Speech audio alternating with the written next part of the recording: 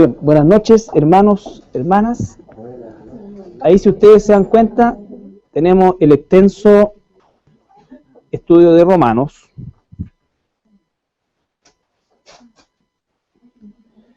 Vamos a tratar de avanzar hoy día hacia el versículo 15 y 16, que son un poco el centro de lo que quisiera poder ver hoy día.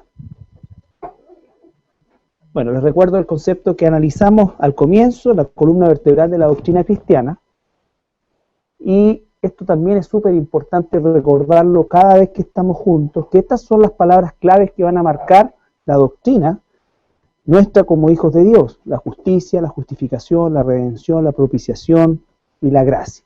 Probablemente cada una de estas palabras nos tome un miércoles para analizarlas, y quizás la palabra gracia 2 miércoles, y créanme que vamos a haber tocado solamente el borde de lo que esto significa.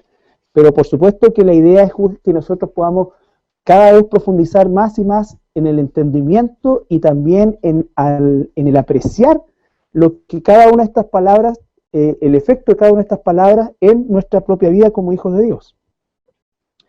Los 5 aspectos o las 5 secciones que vamos a estudiar el libro de Romanos.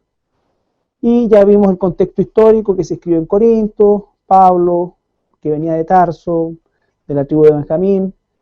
Y al empezar a leer el capítulo 1, ¿no es cierto?, nos enfocamos principalmente en algunos aspectos fundamentales que tienen que ver, como por ejemplo la palabra siervo, ¿ya?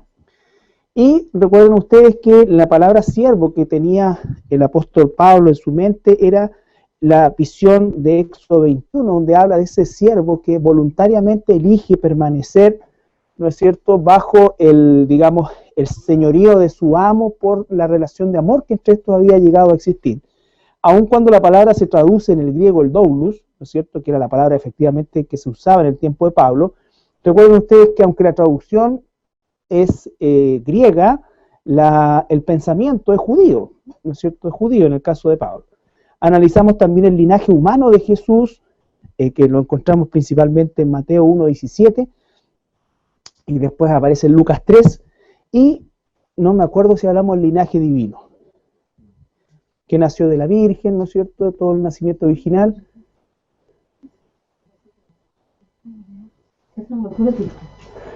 ¿Sí? Porque en la tarde ya lo habíamos visto. Bueno, veamos entonces Lucas capítulo 1, versículo 26 al 38, que nos habla acerca del linaje divino de Jesús.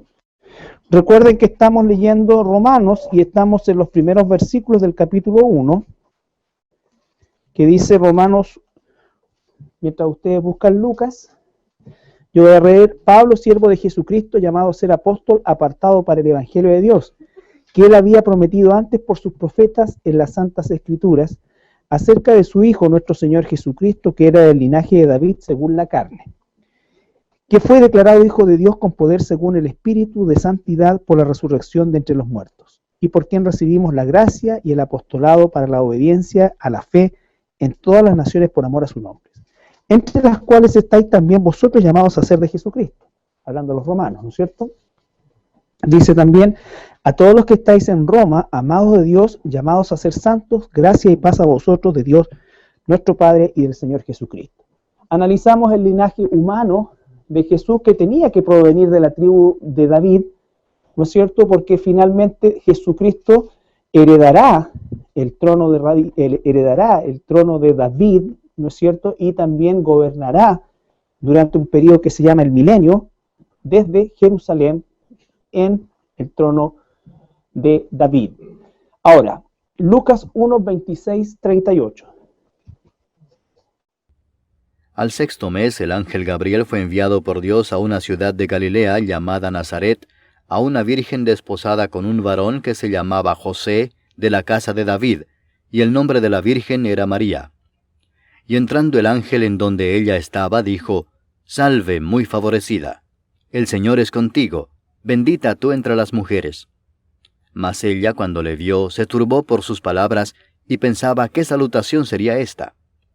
Entonces el ángel le dijo, María, no temas, porque has hallado gracia delante de Dios. Y ahora concebirás en tu vientre, y darás a luz un hijo, y llamarás su nombre Jesús. Este será grande, y será llamado Hijo del Altísimo. Y el Señor Dios le dará el trono de David su padre, y reinará sobre la casa de Jacob para siempre, y su reino no tendrá fin. Entonces María dijo al ángel, ¿Cómo será esto? Pues no conozco varón. Respondiendo el ángel le dijo, El Espíritu Santo vendrá sobre ti, y el poder del Altísimo te cubrirá con su sombra.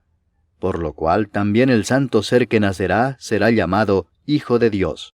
Y he aquí tu parienta Elisabet, ella también ha concebido hijo en su vejez, y este es el 6º mes para ella, la que llamaban estéril, porque nada hay imposible para Dios. Entonces María dijo, He aquí la sierva del Señor, hágase conmigo conforme a tu palabra. Y el ángel se fue de su presencia. Ya, gracias. Bueno, acá nosotros recordamos el linaje humano de David, de Jesús, ¿no es cierto?, que viene desde Adán hasta llegar al mismo Jesús, ¿no es cierto? Entonces, pero tenemos también el linaje divino, porque esto tiene que producir el resultado de que tenemos a Jesús que es 100% Dios y también 100% humano. Esto, por supuesto, que nosotros se enmarca dentro de lo que llamamos un misterio. Misterio no es algo oculto, misterio es algo que Dios todavía no ha terminado de revelar. Por ejemplo, Dios nos revela esta situación que se llama teológicamente deidad, o sea, las dos naturalezas en su máxima y total y perfecta expresión en la persona de Jesucristo. El nacimiento virginal de María, nosotros podemos explicarlo en un sentido a partir de la concepción, porque ahí vemos el desarrollo, ¿no es cierto?, de Jesús como feto primero, y fue creciendo, como embrión y así sucesivamente, y sabemos hoy día que la sangre no se mezcla, y sabemos todo ese proceso que analizamos largamente la vez pasada, ¿ya?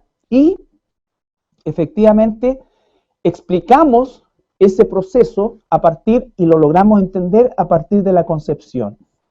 Pero el nacimiento, la concepción virginal de María es justamente un misterio desde el punto de vista que no está revelado el mecanismo. Lo único que dice es que el Espíritu Santo te cubrirá, la palabra episquiazo, que significa, ¿no es cierto?, esta nube resplandeciente que, de alguna manera, el Espíritu Santo, una manera misteriosa para nosotros, el Espíritu Santo, que no es humano, pero depositó. ¿Qué tiene que haber depositado? Un esperma. Un esperma humano, para que Jesús se desarrollara también como ser humano, ¿ya? Pero el material genético de este espermio tenía la información para hacer un ser humano, pero la condición de que fuera también Dios. Eso es lo que llamamos un misterio. Por lo tanto, nosotros equivocadamente tenderíamos a tratar de concentrarnos en esta parte, y es lo que muchos hacen, ¿no es cierto?, tratar de especular cómo es que el nacimiento virginal de Jesús se produjo, o la concepción virginal de Jesús, y ni hablar después del nacimiento virginal de Jesús, ¿no es cierto?, que se supone que hay un proceso natural en la mujer, en que ese nacimiento destruye membrana y todo esto, pero que efectivamente en el caso de Jesús no fue así, ¿ya? Entonces, este concepto, nosotros, ¿qué es lo que sabemos? Esto. Lo otro es un misterio, desde ese punto de vista. Y esto es importante saberlo, porque efectivamente el libro de Romanos nos va a hablar de declaraciones del Señor, que muchas de ellas van a tener una parte revelada y una parte que va a estar bajo el concepto de un misterio, ¿ya? Ahora, ese nacimiento virginal hace y recuerda, o cumple, mejor dicho, no recuerda, lo que Isaías profetiza 800 años antes, un poco más de 800 años, el libro de Isaías, en el capítulo 7, versículo 14. Fíjense ustedes que 800 y tantos años más, hacia atrás, esto ya estaba profetizado. 7:14. Por tanto, el Señor mismo os dará señal. He aquí que la Virgen concebirá y dará a luz un hijo, y llamará su nombre Emmanuel. Exacto, ¿no es cierto? Esa fórmula Emmanuel, que significa Dios con nosotros, también se traduce como hijo de Dios. Ahora, fíjense ustedes, por tanto el Señor mismo dará señal. He aquí que la Virgen concebirá. Ya eso entra en el plano de lo sobrenatural para el concepto de cualquier persona. Una Virgen que concebirá, ¿no? Para nosotros eso, por supuesto que humanamente no es posible. Y dará a luz dará a luz un hijo y llamará su nombre Emmanuel, Dios con nosotros. ¿Ya? Entonces, por lo tanto, lo que está ocurriendo con Jesús no es un acto del momento, sino que es un cumplimiento de siempre que está, en este caso, dado por el profeta Isaías. ¿Ya? Volvamos a Romanos.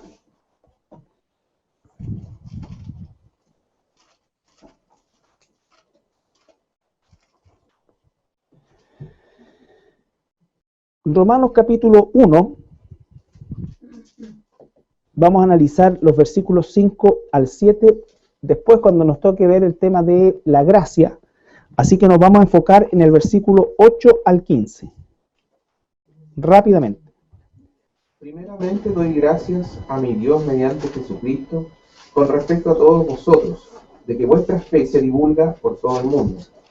Porque testigo me es Dios, a quien sirvo en mi espíritu en el Evangelio de su Hijo, de que sin cesar hago mención de vosotros siempre en mis oraciones, rogando que de alguna manera tenga al fin, por la voluntad de Dios, un próspero viaje para ir a vosotros, porque deseo veros para comunicaros algún don espiritual a fin de que seáis confirmados.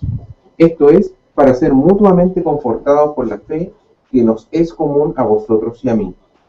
Pero no quiero, hermanos, que ignoréis que muchas veces me he propuesto ir a vosotros, pero hasta ahora he sido estorbado para tener también entre vosotros algún fruto, como entre los demás gentiles, a griegos y a no griegos, a sabios y a no sabios soy deudor. Así que, en cuanto a mí, pronto estoy a anunciaros el Evangelio, también a vosotros que estáis en Roma. Ya, esta porción extensa la pasamos un poco rápida porque en definitiva lo que está expresando es en primer lugar la alegría de Pablo por lo que ha escuchado de estos hermanos, de la fidelidad de estos hermanos, y también él los tiene en sus oraciones y expresa una vez más el deseo de conocerlos, de visitarlos. Recuerden que esta iglesia no fue fundada por Pablo y que Pablo trató varias veces, no se nos explica la razón o las razones por las cuales no pudo efectuar finalmente esos viajes, pero él varias veces había intentado hacerlo, ¿ya? Ahora bien, cuando llega, recuerden ustedes, a Roma, Pablo llega como un prisionero que va a hacer sus descargos, haciendo uso de su derecho romano ante el César. Y ahí está 2 años esperando esa audiencia y durante ese periodo él logra conocer a los hermanos de Roma, ¿no es cierto? Y efectivamente entablar una relación muy estrecha con ellos, muy estrecha con ellos. ¿Ya? Por lo tanto, él dice que a griegos y a no griegos, a sabios y no sabios, soy deudor. Es decir, Pablo siempre se sentía en deuda, ¿no es cierto? O sea, falto, siempre urgido, siempre en definitiva combinado a predicar el Evangelio a cualquier persona, a cualquier persona. Esto es muy importante a la luz de lo que estamos hablando del concepto de misterio. ¿Por qué? Porque quien nos enseña, ¿no es cierto?, profunda y largamente acerca de la elección como doctrina, es justamente el apóstol Pablo. Pero a la vez, el apóstol Pablo es el más grande evangelista de la historia de la iglesia. Para que nosotros entendamos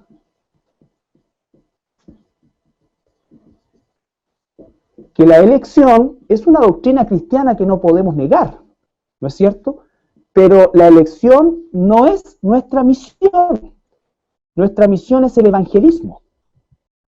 Por eso es que cuando tú tratas de conciliar estas dos cosas en tu mente, nunca lo vas a lograr. Porque la elección no es parte de nuestra misión. Pero sí tenemos que hablar y enseñar la elección porque Dios nos la enseña. ¿No es cierto? Pero tu misión y mi misión es esta.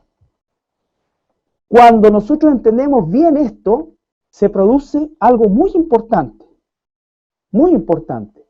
Cuando tú y yo entendemos que Dios es quien elige, quien media todo, ¿no es cierto? Hace que nosotros prediquemos el Evangelio a toda criatura, y cuando una criatura se convierte, nosotros no le robemos ni un poquito de gloria a Dios.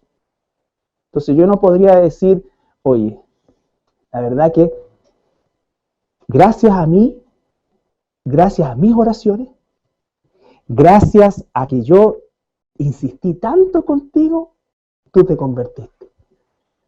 ¿No es cierto? Podríamos llegar a pensar nosotros de esa manera. Oye, pucha, yo hago el estudio evangelístico y de verdad la gente se convierte cuando yo hago el estudio evangelístico. Entonces, ¿le estoy robando gloria a Dios? No. Ahí me acuerdo que es esto. Entonces, para matar justamente cualquier atisbo de egocentrismo.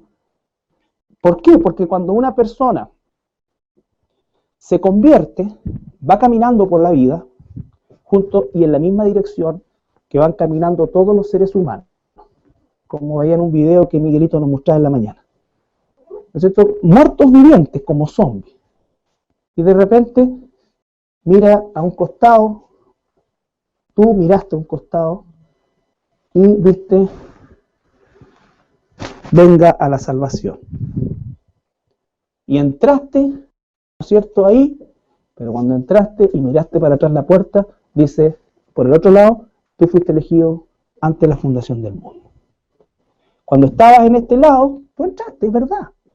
Pero cuando realmente ves la figura completa, tú fuiste elegido antes de la fundación del mundo. Eso es el concepto de la elección. Pero la misión es esto.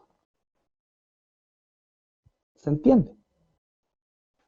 Igual llegamos a un punto de misterio, porque dice que esta elección está hecha por el puro afecto de su voluntad. Por lo tanto, ese puro afecto de su voluntad no nos ha sido revelado a nosotros, vale decir que no sabemos por qué Dios nos eligió. Lo que sí sabemos es que nos eligió, o no nos eligió, mejor dicho, por ningún medio. Sabemos por qué no nos debió haber elegido, pero no sabemos por qué no nos ha elegido. ¿Estamos? Entonces, eso es importante, porque en definitiva, el libro Romanos nos va a enseñar mucho de la elección, pero también mucho de esto, ya que es nuestra misión. Jesús le dijo a sus discípulos, y a través de sus discípulos, a todos nosotros, vayan por todo el mundo y prediquen el Evangelio, a toda criatura. ¿Y qué debemos hacer nosotros? 2 Timoteo 5. Yo no como gangoso. 2 Timoteo.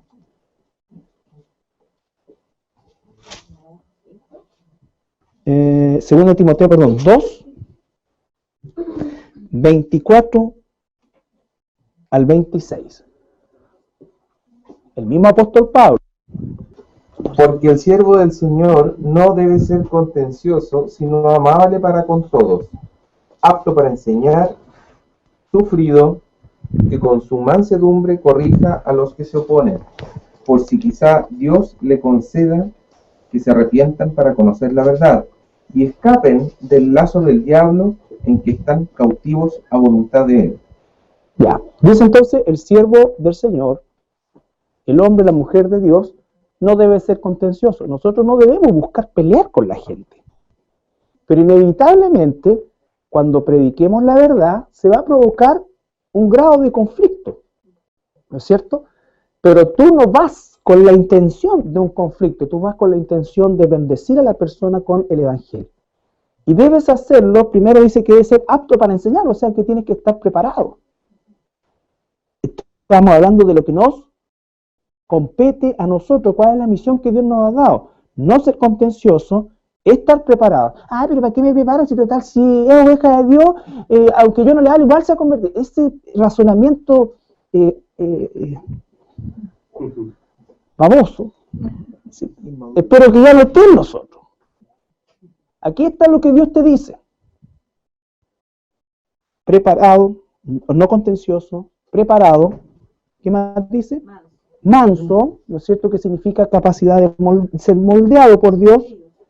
Sufrido. ¿Por qué? Porque muchas veces va a sufrir la indiferencia, el desprecio, en fin, la burla, muchas cosas. No siempre, pero a veces. Que con mansedumbre, ¿qué haga? Corrija.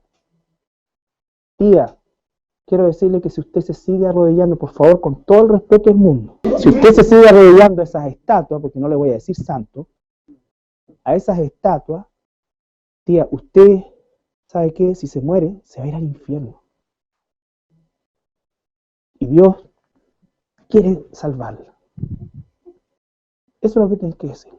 Tu tía te va a echar de ahí, te va a decir cualquier cosa. ¿Qué te metes conmigo, mocoso? Porque fuiste a un estudio bíblico, ahora te las das de qué cosa. Yo he sido catequista toda mi vida y me vienes a hablar a mí de Dios. Que yo y te vas, ¿no es cierto? Como dice ahí, sufrido. No vas insultando a tu tía en el camino. Sufrido, vas orando por ella para que el Señor si es que Él tiene eso en mente, ¿no es cierto?, le conceda arrepentimiento. Si tu tía un día, por la gracia de Dios, llega a convertirse, tú nunca vas a decir, ¿viste? Tía, si yo no te hubiese confrontado, porque todos tus otros hijos, claro, eran canutitos de closet. En cambio yo, no, es la mano de Dios, es la obra de Dios. Pero ¿qué es lo que tengo que hacer? No contencioso, amable, apto para enseñar, sufrido, que con mansedumbre corrija a los que se oponen. Por si quizá, eso no lo sé, quizá, yo no lo sé, por eso es que el Evangelio no parte con Dios te ama, parte con arrepiente. Porque si quizá Dios les conceda que se arrepientan para conocer la verdad. Esa es la parte de Dios, yo no sé eso. Pero la mía es todo lo anterior. Claro. ¿Estamos? Entonces, por eso es que este constante tratar de cuajar, pero ¿cómo la elección y el evangelismo? Entonces, ¿cómo yo tengo...? No, tú evangeliza. Evangeliza como si dependiera de ti, sabiendo que no eres tú. Ese es el punto. Él sabe a quién le ha concedido que se arrepienta. ¿Y cuándo se arrepienta? Porque quizás esa tía te puede dejar de hablar, claro, 5, 6, 10 años. Bueno, mis tías son bastante viejas, no tanto tiempo. No creo que duren tanto. Pero, en una de esas, en algún momento a lo mejor llegues a su tiempo, o a lo mejor no. Pero tú hiciste lo que debías hacer y estás siempre presto a poder, ¿no es cierto?, fortalecer eso, no en una insistencia carnal, sino que en una preparación espiritual, orando por ella. Y si Dios la tiene en sus planes, Dios te irá a dar otras oportunidades. No necesitas tú buscar la oportunidad. Dios te la va a dar. Si tú estás orando por ella. ¿Ya? Entonces, espero que después de esto, por favor, no pregunten más el tema de la elección y el evangelismo y esta cosa así, porque les digo, no lo van a hacer calzar. Son dos verdades que corren paralelas y que en la posición que estamos nosotros no se juntan nunca. Pero en la posición que está de Dios, calzan perfecto. ¿Ya? Entonces, no, si pregúntenme nomás. Estoy con más No, pues ustedes ya se arrepintieron, me imagino. Entonces ya no corren esas cosas para mí. Ya Dios les concedió arrepentimiento, así que ahora charchazo nomás.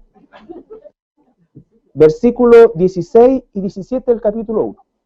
Porque no me avergüenzo del Evangelio, porque es poder de Dios para salvación a todo aquel que cree, al judío primeramente y también al griego. Porque en el Evangelio la justicia de Dios se revela por fe y para fe. Como está escrito, haz el justo por la fe vivirá. Ya.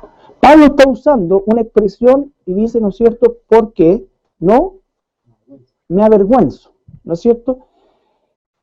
La palabra en el original es un poco más profunda, si pudiéramos decir, ¿no es cierto? Y él lo que está diciendo es: no me acobardo, porque no me acobardo, porque Dios me ha dado un espíritu de valentía y de dominio propio. Dios no nos ha dado un espíritu de cobardía. Pablo está diciendo: entonces yo no me acobardo de predicar el evangelio. ¿Ya? No es que sea choro, sino que no me acobardo. El mismo Pablo dice: cuando yo fui a ustedes, fui con temor y temblor, no apoyándome en quien yo era, sino que en lo que llevaba la palabra del evangelio. Entonces también tenemos que entenderlo bien eso, porque no se trata de nosotros actuar de una manera, digamos, desubicada en relación a este concepto de que yo no me acobardo, porque por otro lado dice: no seas contencioso, no tengo que andar buscando contención, la contención va a llegar sola. ¿Ya? Entonces, no me acobardo. ¿Por qué es tan importante esto? Porque lo que Pablo dice: no me avergüenzo de él, no me acobardo del evangelio. Entonces, ¿qué es lo que es el evangelio? Dice, poder de Dios. Poder de Dios. Ahora, vamos al libro de los Hechos, capítulo 9. Perdón, Hechos capítulo 2 primero, versículo 36 al 38. Sepa pues ciertísimamente toda la casa de Israel, que a este Jesús, a quien vosotros crucificasteis, Dios le ha hecho Señor y Cristo. Al oír esto se compungieron de corazón y dijeron a Pablo y a los otros apóstoles: varones hermanos, ¿qué haremos? Pedro les dijo: arrepentidos y bautícese cada uno de vosotros en el nombre de Jesucristo para perdón de los pecados, y recibiréis el don del Espíritu Santo. Ya. Entonces, ¿qué está predicando el apóstol Pedro? El Evangelio. El Evangelio que predicó Jesucristo. ¿Cómo empezó? Arrepiéntanse porque el reino de los cielos ha llegado, se ha acercado. ¿No es cierto? El Evangelio no parte con Dios te ama. El Evangelio parte con arrepiéntete. ¿Qué es arrepentirse ahora? ¿Por qué el llamado al arrepentimiento? Arrepentirse, recuerden ustedes que es la palabra metanoia en el griego, que significa un cambio radical en la manera de pensar de algo. Por ejemplo, todos los que estamos aquí, en alguna mayor o menor medida, salimos de una cultura religiosa católica, ¿no es cierto? Por lo tanto, nuestra visión de Dios era a través del catolicismo. ¿Estamos? ¿Qué significaría arrepentirme de esto? Porque no estoy diciendo solamente arrepentirme de que soy pecador, por supuesto que lo incluye, pero el arrepentimiento más grande es el acto sobrenatural de que Dios hace que yo veía así y creía así, ¿no es cierto? Pero cuando Él se manifiesta a mí, me gira completamente y ahora veo así. Jesús es el único camino, no hay otro mediador entre Dios y los hombres, en fin, Jesucristo es el único que salva, no más estatuas, no más esto, no más procesiones, no más religiosidad, no más nada de eso. No más idolatría, no más eso. No más obras desde el punto de vista de salvación. Eso es. Entonces hubo un giro completo en tu manera de pensar. Por eso que el evangelismo no consiste en tratar de conciliar esto con esto. Eso es ecumenismo y eso es satánico. Por eso es que es tan satánico hoy día el hecho de que personajes públicos altamente o densamente conocidos, entre comillas, en el mundo cristiano, hagan declaraciones en las cuales te digan que este lado se puede conciliar con este lado y que existe un punto de unión entre esto y esto que es el que tenemos que buscar. Eso es, ya no es falta de información, eso es cobardía en un sentido. Es querer acomodar las cosas, es no querer tener problemas con nadie, es querer, peor aún, ser aceptados por todos. Es ese egocentrismo espantoso de que querer ser aceptado por todos. Cuando tú estás bien con todo el mundo, algo anda mal. Te lo aseguro. Algo estás permitiendo o soltando o negociando. Ese es el arrepentimiento. Alguien que estuvo en el mormonismo y veía a Dios de esa manera, cuando el Espíritu Santo, es el Espíritu Santo el que hace este giro. ¡Pum! Por lo tanto, no puede volver ni aceptar ni creer nunca más en esa forma o en esa manera, porque el Espíritu Santo le ha revelado la verdad. Por eso es que no existe el católico cristiano, el mormón cristiano, testigo de Jehová cristiano, por el tubo del camino de Dios. De Dios. Eso significa, entonces, que queda el arrepentimiento es cortar plenamente con esto. Plenamente con esto. Exactamente. Todas son hechas nuevas en función de esto, de esta visión, de este camino, de esta verdad. Él es el camino, la verdad y la vida. Eso es el Evangelio. Por eso es que el Evangelio no parte con la persona, parte con el arrepentimiento. El arrepentimiento. Cuando nosotros encontramos hoy día, desgraciadamente, que el Evangelio que se predica es un Evangelio donde se trata de evitar al máximo que la persona se sienta ofendida, dañada o espantada. Y este tipo de predicación, que no vamos a llamar Evangelio, nace desgraciadamente en los Estados Unidos en la década del 60, cuando comenzó la migración de prácticamente toda la juventud, o gran parte de la juventud, hacia las corrientes hippies, y como una forma de recuperarlos, ¿no es cierto?, comenzaron a meter el estilo, las cosas, y a suavizar el mensaje para traerlos, entre comillas, otra vez a la iglesia, ¿no es cierto? Y se empezó a introducir el mundo en la iglesia. En vez de llevar la iglesia al mundo, se metió el mundo en la iglesia. Por eso es que hay una controversia hasta el día de hoy en cuanto al sistema de predicación.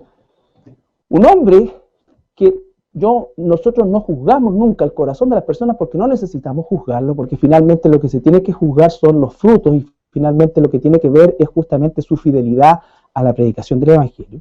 Pero un hombre famosísimo que dio grandes luces de ecumenismo, que en su intención probablemente estaba el hecho de llevar la verdad, pero cayó finalmente en el ecumenismo y validó el ecumenismo. Billy Graham hoy día está en la última etapa de su vida, tiene más de 90 años, y él hace no siquiera a una publicación cristiana, sino que a la ¿cómo se llama? La ABC americana, lo entrevistan, y él amargamente reconoce que durante décadas predicó un evangelio que nunca ofendiera a las personas, porque en su corazón estaba que la gente conociera a Jesús, no que se enojara con Jesús. Y él dice, pide perdón, y yo doy gracias a Dios por eso, porque en definitiva es un acto público, que en definitiva reconoce, y él dice, si de todos esos millones de personas que hicieron una decisión conmigo, el 5% verdaderamente se ha convertido al Señor, yo me muero en paz. Yo me muero en paz. ¿Por qué? Porque sucede habitualmente en las campañas evangelísticas, todo esto, música, mucha música, salto, pirueta, todo lo que queráis, ¿no es cierto? Fuego. Para atraer gente, entonces, y ahora viene el momento de la decisión. Dios te ama y Él te necesita, Él está buscándote con tanta pasión y te ama, y te ama, y te ama, y te ama, y te ama, y te ama. ¿Cuántos quiere decir el Señor? No. Después encuentras muy poca de esa gente en la iglesia, en esta o en cualquier otra.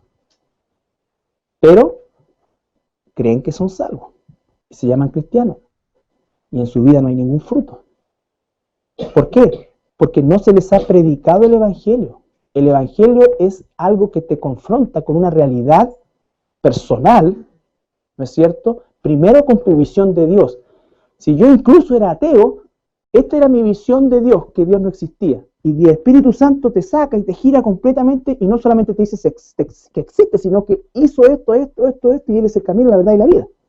¿Cómo sabemos esto? Por ejemplo, a partir de la misma predicación del apóstol Pablo en el libro de los Hechos, en el capítulo 9. Ustedes saben que el capítulo 9, casi completo, habla de la conversión de Saulo, cómo después Saulo queda ciego, cómo Ananías va, ¿no es cierto?, caen las escamas que le habían crecido en los ojos a Pablo y recupera su visión, es bautizado y pasa un tiempo, dice, con los discípulos. Y vamos al versículo 20 al 22. Enseguida predicaba a Cristo en las sinagogas, diciendo que éste era el Hijo de Dios. Y todos los que le oían estaban atónitos y decían: ¿no es este el que asolaba en Jerusalén a los que invocaban este nombre? Y a eso vino acá, para llevarlos presos ante los principales sacerdotes. Pero Saulo mucho más se esforzaba y confundía a los judíos que moraban en Damasco, demostrando que Jesús era el Cristo. Entonces Saulo, que se llamaba Pablo ya ahí, supongamos que tú te convertiste y participabas en el grupo de jóvenes de Lourdes. ¿Ya?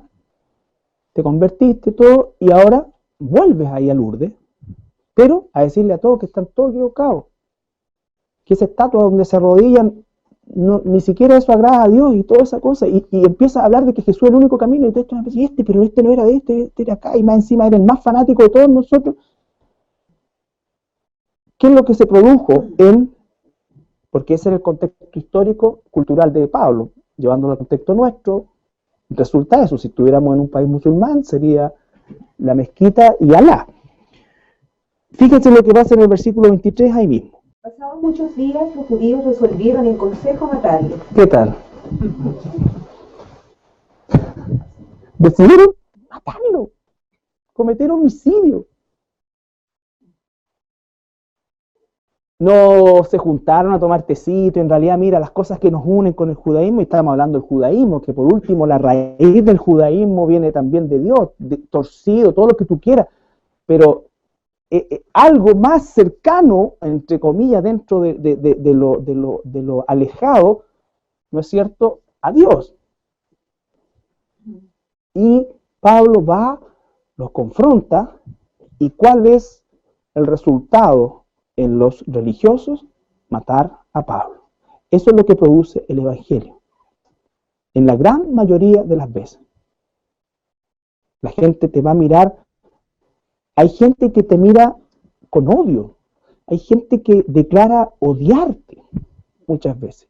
Nada más porque tú le dijiste, le predicaste el verdadero Evangelio y la persona definitivamente no solo no lo acepta, muchas gracias, sino que ahora te condena. Y muchos, si pudieran realmente matarte, yo creo que lo harían. Ahora, ¿qué sucede en esto? Sucede que cuando tú predicas el verdadero Evangelio, va a producirse la verdadera separación entre las ovejas y los que no lo son. Los que son ovejas de Dios, aunque tengan un tiempo de disensión contigo, en que esto acá, va a llegar el momento y el Espíritu Santo los va a tocar, los va a llamar. Pero si tú haces una cosa porque el deseo que viene a partir de esto de la década del 60, que les digo, en los Estados Unidos, principalmente con la famosa Calvary Chapel, que en el fondo le dio cobijo a todos los y probablemente ahí hubo gente que se convirtió de verdad, pero el grueso estaba hecho para atraer a los jóvenes. Y entonces, ¿qué se hizo? Se metió el mundo. Yo digo, el reggaetón, el origen de todos estos bailes, vienen de Dios. Y entonces, ¿por qué lo metemos a la iglesia con letra cristiana? ¿Qué es eso? ¿Cuál es el origen de eso? Entonces, te das cuenta que en el fondo es algo que no se piensa, porque lo que se piensa es que con esto vamos a tener a los jóvenes. A los jóvenes.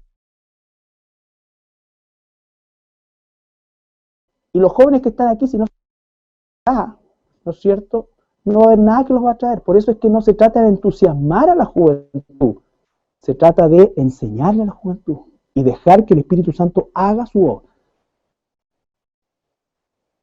Entonces, hay mucho que nosotros tenemos que aprender de este concepto del Evangelio. No se trata de hacer una cosa aburrida, no se trata de hacer pero se trata de hacer una cosa que sea espiritual, que sea realmente la verdad de Dios. Entonces, la tentación de meter el mundo a la iglesia en muchos lugares. Entonces hoy día en Estados Unidos, al tiro de la palabra, existe un concepto de pub. Y en la supuesta iglesia es como un pub. Estoy hablando no de 40, 50, 300, 400 personas, así como quieren, en un lugar con armadones.